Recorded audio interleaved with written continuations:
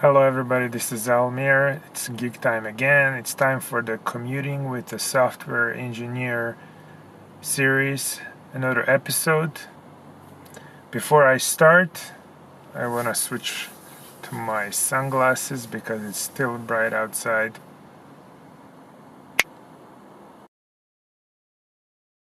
Okay, today's topic on Commuting with the Software Engineer is success of good tech leads is really attributed to the sum of many little good moves. So once again, success of good tech leads in software engineering is really attributed to the sum of many little good moves. I don't know if you've been in situations where people asked you, what do you do to, as a tech lead, to succeed? Can you explain it to me?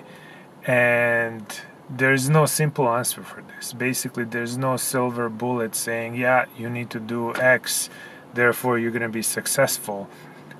What it really is it's a sum of many little moves that you do from the beginning of the project to the end of the project, or from the beginning of initiative to the end of the initiative for example, in the agile methodology approach.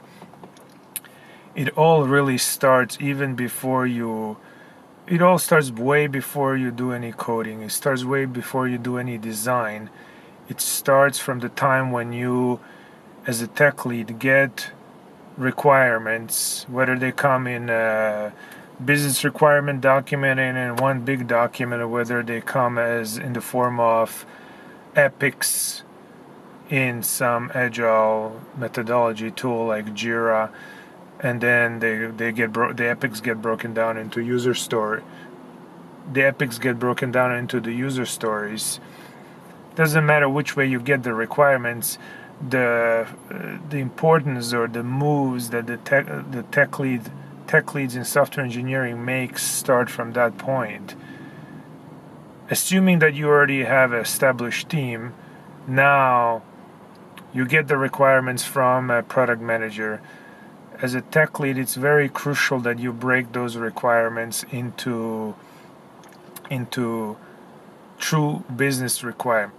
A lot of times when you have a technical product manager, they tend to put implementation details into the requirements. But you, as a tech lead, you have a very important role there to challenge product managers and extract all the business requirements out and leave the implementation details behind, because they're not important at that time.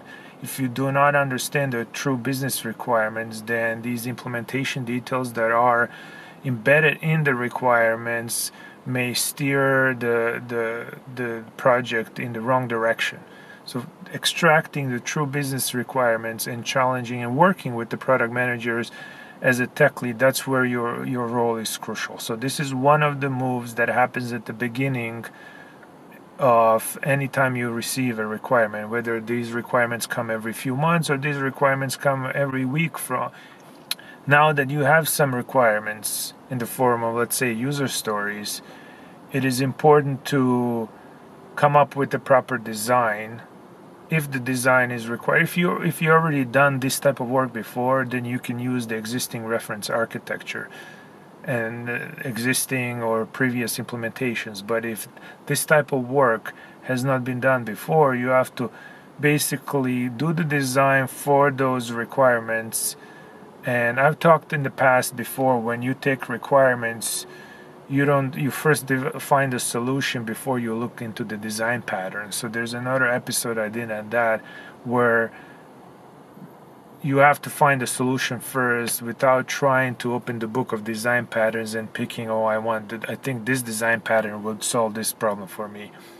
You really now truly focus on the solution and keeping the design patterns aside. Once you truly find what the design or what the solution is, this is where, all of this work can be done together with other software engineers and the team, but you, as the technical lead on that software engineering group, you have a bigger responsibility to guide the team in properly coming up with a good solution before you get even into opening, your favorite IDE and writing the program, do the programming or the coding, or putting the hands on the keyboard, and before writing any code. That's where the solution is coming up with a good solution is crucial and that's another move that technical lead needs to make that contributes to the overall success to the end. Now that you have the solution, and now you have the design, it's now a matter of sitting down and breaking down that solution into the implementation details and working with the rest of the teammates and making sure that the implementation now goes smooth. So implementation and guiding software engineers during the implementation is another important technical move that technical leads in software engineering field have to make. So during the implementation, developers are writing code. You can wait until they're done writing the code and do the code reviews. But what I prefer and what I like doing is what I call drive-by code reviews, where I can drive by, visit a developer at their desk and ask them to show me the implementation or the code they have written so far and what they're thinking.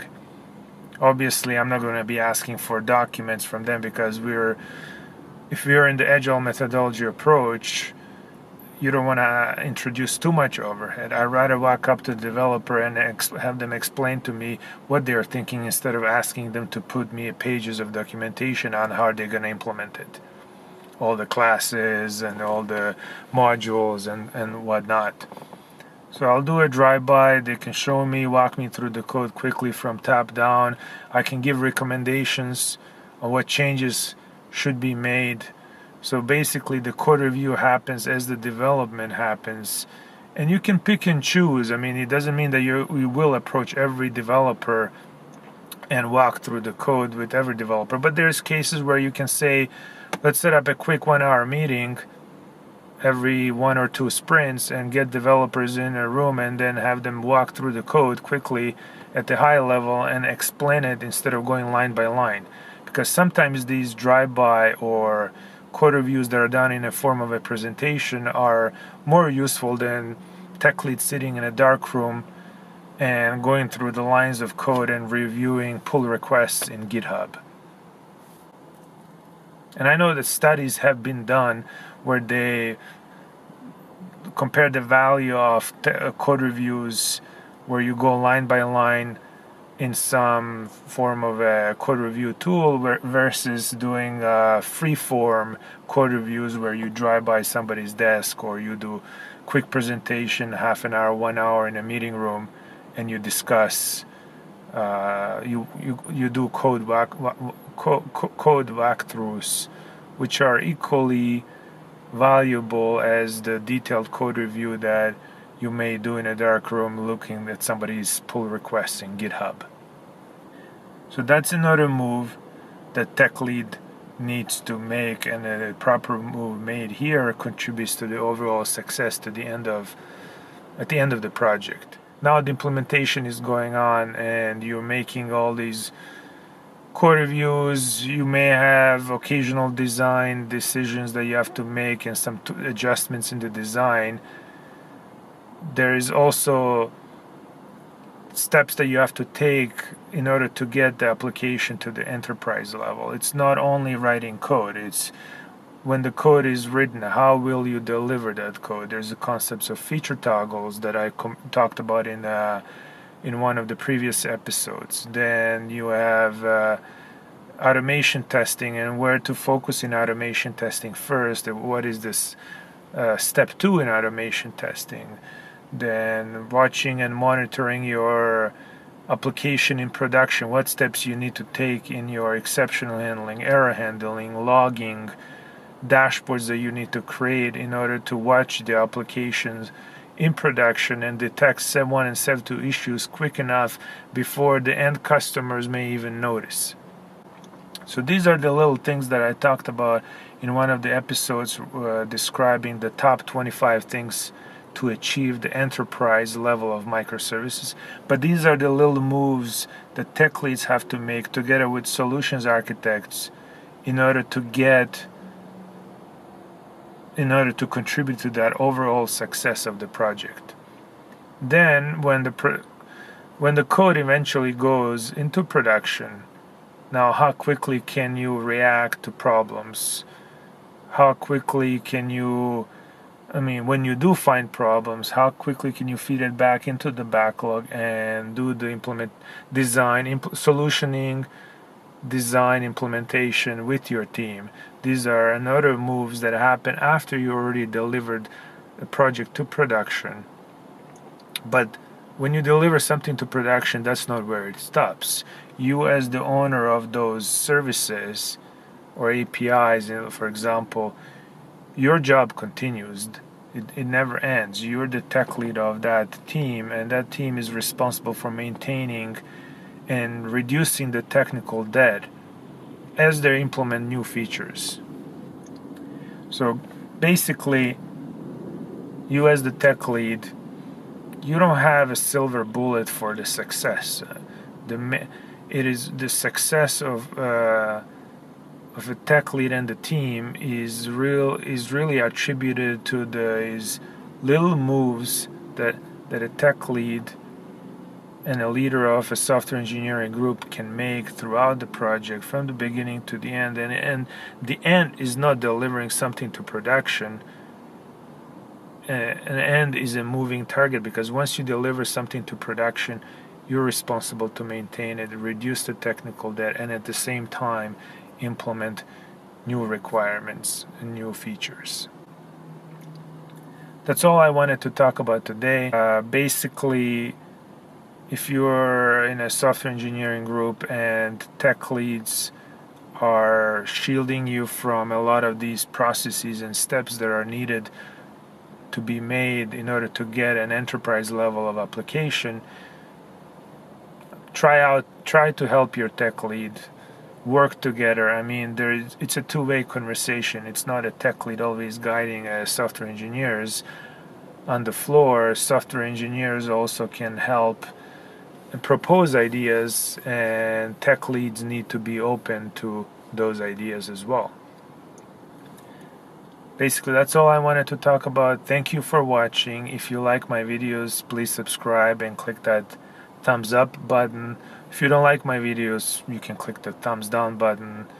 I'm also reading the comments if you post any comments, and I'll try to reply. Until next episode, keep geeking out.